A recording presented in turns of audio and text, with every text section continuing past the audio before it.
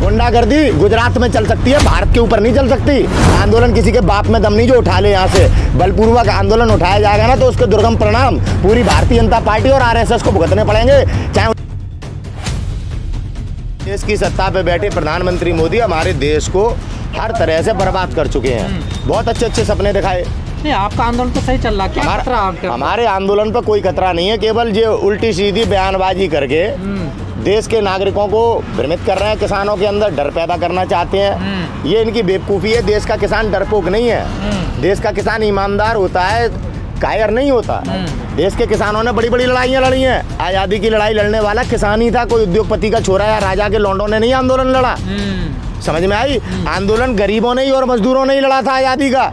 चंद्रशेखर आज़ाद कोई रईस के लड़के नहीं थे, भगत सिंह भी किसी मालदार आदमी के लड़के नहीं थे, ना सुभाष चंद्र बोस। तो आप लोग बार बार क्यों कहते हैं कि खत्म करना चाहती है सरकार आंदोलन हमारा? सरकार तो खत्म करना चाहती है, इसलिए कहते हैं बार बार। सरकार वार्ता के नाम पर बुलाकर किसान नेताओं को धमकाती है। आप देखिए जो किसानों ने 26 जनवरी में ट्रैक्टर यात्रा निकाली, वो ऐतिहासिक यात्रा है। दुनिया जब देखेगी तो याद करेगी उस यात्रा को, किस तरह से इन्होंने झंडे के नाम पर गंदी राजनीति करके साजिश करके बर्बाद किया। 28 तारीख को आंदोलन उठाने का प्रयास नहीं किया क्या सरकार ने बलपूर्वक? तो क्या अब भी हो सकता है क्या? सरकार बलवान होती है, सरकार ताकतवर होती है, वो अहंकार में अपनी ताकत का दुरुपयोग करती है। लेकिन मैं बता देना चाहता हूँ कि आंदोलन अगर यहाँ से उठाया जाएगा तो पूरे देश में आंदोलन होंगे और इसके दुर्गम परिणाम है ना, ये धनगर जैसे टूटे फूटे नेताओं को भुगतने पड़ेंगे। आज हरियाणा में खट्टर है जो मुख्यमंत्री अपना हेलीकॉप्टर नहीं उतार पा रहा है। ये जनता का आक्रोश है कि उस सूबे का मुख्यमंत्री अपने ही राज्य में हेलीकॉप्टर नहीं उतार सकता। तो आपको एहसास हो गया कि पावरफुल होती है सरकार? सरकार तो हमेशा से पावरफुल होती है, इसमें एहसास होने की क्या बात है? सवाल आप ऐसे मत करिए जो बेबुनियादी हो। सरकार पावरफुल कब नहीं होती? नहीं, आप तो नहीं कहते थे पहले सरकार, लेकिन जनता से ज्यादा लोकतंत्र हमारे देश में, हमारे देश के नागरिकों से ज्यादा बलवान नहीं है सरकार। समझ में आई? सरकार बलवान होती है। यहाँ से आंदोलन उठाने में 2 मिनट लगेंगे सरकार को, लेकिन इस आंदोलन को उठाने में जो देश में आग लगेगी उसे बुझाने के लिए नरेंद्र मोदी जी को दूसरा जन्म लेना पड़ेगा ना, तो भी नहीं बुझा पाएंगे। धमकी दे रहे हो सर? धमकी नहीं दे रहा, वास्तविकता बता रहा हूँ। समझते हैं मोदी जी, समझते हैं शाह जी, गुंडागर्दी गुजरात में चल सकती है, भारत के ऊपर नहीं चल सकती। इस धनगर को भी बता देना चाहता हूँ, हरियाणा में घूमने की औकात नहीं और आंदोलन सही वक्त पे चले जा ज्ञान देने आया, देश डुबा दिया। हरियाणा का व्यापार कर रहा है, हरियाणा बिक रहा है, बेरोजगार नौजवान सड़कों पे खड़ा हुआ है। आज खाद पे 700 रुपये बढ़ा दिए, यही 2 गुना आय के वादे करते थे, जो आज हमें ज्ञान दे रहे हैं कि आंदोलन सही समय पे। आंदोलन किसी के बाप में दम नहीं जो उठा ले, यहाँ से बलपूर्वक आंदोलन उठाया जाएगा ना तो उसके दुर्गम परिणाम पूरी भारतीय जनता पार्टी और आरएसएस को भुगतने पड़ेंगे। चाहे 1947 जैसी ही फिर क्यों ना इस देश में लड़ाई लड़नी पड़े अपने देश को आज़ाद कराने के लिए इन पूंजीपतियों से। आज पूंजीपतियों का गुलाम बन चुका है देश, इस सच को एक्सेप्ट करना पड़ेगा। अगर आप इस सच को एक्सेप्ट नहीं करेंगे तो आगे आने वाले दिनों में आप ही अपने बच्चों के भविष्य के जिम्मेदार होंगे कि आपने अपने बच्चों को गुलामी में छोड़ा। टिकरी बॉर्डर पे किसान बड़े हैं, कई हजार किसान आए हैं पंजाब से, क्या गाजीपुर बॉर्डर पे भी आएंगे? आज अब चुनाव खत्म होने दो, अभी गाजीपुर बॉर्डर पे देखना। अभी हमारे जो उत्तर प्रदेश में चुनाव चल रहा है, प्रधानी का, जिला पंचायत का, बीटीसी का, ये किनके चुनाव हैं? ये किसानों के चुनाव हैं। किसान अपने चुनाव में अपनी ताकत को बढ़ा रहा है। ठीक है, सरकार तमाम तरह से षड्यंत्र करके लोगों को घरों में बंद करके लॉकडाउन के नाम पे डिब्बे बदल के अपनी जीत करना चाहती है। देश को बताना चाहती है कि किसान ये नकली हैं, जिस प्रकार से हवा बना रहे थे। हमारा मनोबल तोड़ने का प्रयास करना चाह रहे हैं, लेकिन हमारा मनोबल इन चुनाव के रिजल्टों से नहीं टूटेगा। हम रोटी की लड़ाई लड़ रहे हैं, अपनी ज़मीन बचाने की लड़ाई लड़ रहे हैं। आज प्रधानमंत्री कह रहा है, पेपर में मैंने पढ़ा है कि जहाँ जहाँ पे भंडारण हो रखा है वहाँ पे से छापा मार के भंडारण को ख़त्म किया जाए। और जो कानून बनाया है किसान के नाम पे, इसमें भंडारण को इन्होंने छूट दे दी है, अपराध की संज्ञा से बाहर कर दिया है। इनके दोहरे चरित्र को समझना पड़ेगा। अपने लाभ के लिए, उद्योगपतियों के लाभ के लिए काम कर रहा है देश का प्रधानमंत्री। तो आपको एहसास हो गया हार रहे हो उन चुनावों में? कौन? आप लोग। हम क्यों हार रहे हैं चुनाव में? आप कह रहे हैं ना वो ईवीएम है ना, कि चुनावों से ईवीएम है ना, इसलिए कहना पड़ रहा है। जब चुनाव आयोग अपनी विश्वसनीयता खो चुका है, जब देश की न्यायपालिका सुप्रीम कोर्ट अपनी विश्वसनीयता खो चुका है, हम किस पर विश्वास करेंगे?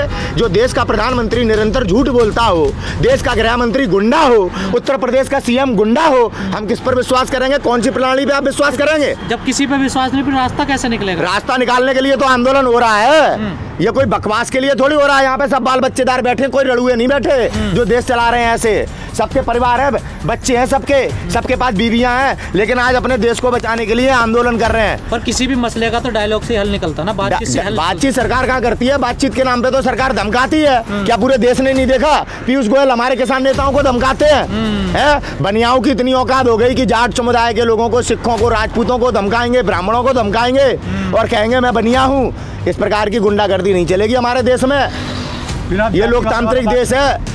बिरादरी वाली बात अमित शाह करते हैं, उन्होंने बोला नहीं मैं बनिया हूँ, हिसाब किताब रखता हूँ। हम राजपूत हैं, हम भी हिसाब किताब रखते हैं। बनिया की टेंटिया पे लात रख के हिसाब किताब ले लेते हैं, क्योंकि हम राजपूत हैं। हम हिसाब देते नहीं, हम हिसाब लेने वाले लोग हैं। याद रखियो और अमित शाह को बता दियो अगर पहुँच हो तुम्हारी तो।